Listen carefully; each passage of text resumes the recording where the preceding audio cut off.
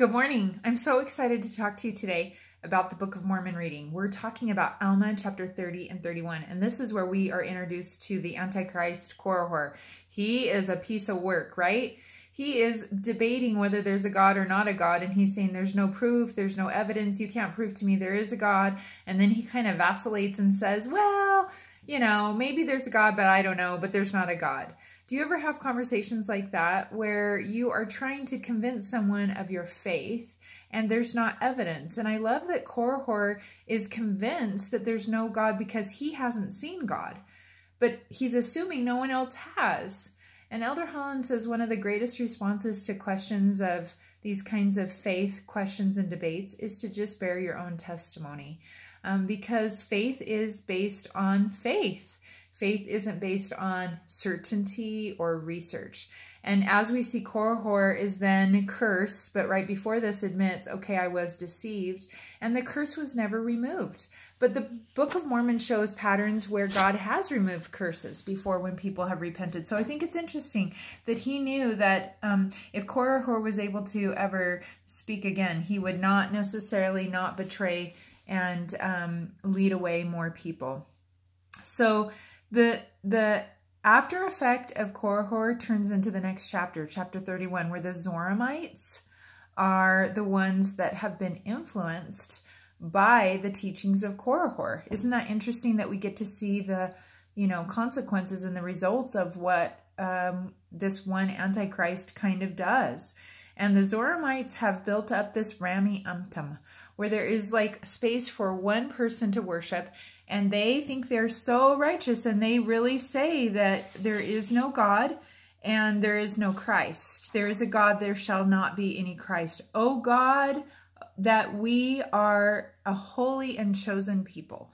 And I think this is interesting because Alma is so sad. At this point, I see him more as like general authority and authority leader who's come to kind of take this like branch that's gone rogue, and they've been influenced by the teachings of there not being a Christ, and they've come up with their own version of worship, and yet they don't talk of Christ the rest, or God the rest of the week.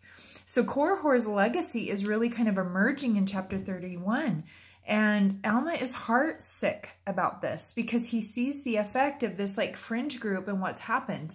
And every time I study the Zoramites and the Rami Umtum, I'm often thought that it's easy to kind of look at this as some extreme example of how a group of people have gone off and gone a little crazy.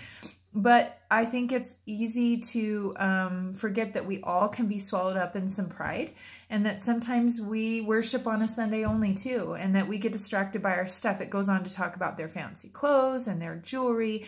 And I think that's a lesson that we all can be reminded of.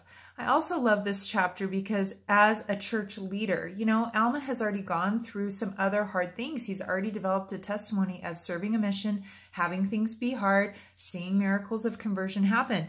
But even as a leader, he's being pushed in his own development, in his own faith, and how to inspire these people. And so he is praying mightily to God about what he is seeing among these people. And I think he teaches us an important lesson. He prays very specifically and personally, and he gives a blessing to these other missionaries that are with him. It's said, clapped hands upon, and from my understanding and study, that is giving priesthood blessings as these missionaries are going out among people that are swallowed up in pride, that have really departed away from Christ. And as President Nelson has asked us to read this time through before the end of the year, he invited us to look for Christ more. And I love that invitation because really that is what has gotten the Zoramites off track, is they have forgotten Christ. And I love that we're given an invitation always to develop our own personal revelation. And Elder Staley has said this about personal revelation and developing our own testimonies. Personal, sincere involvement in the scriptures produces faith, hope, and solutions to our daily challenges.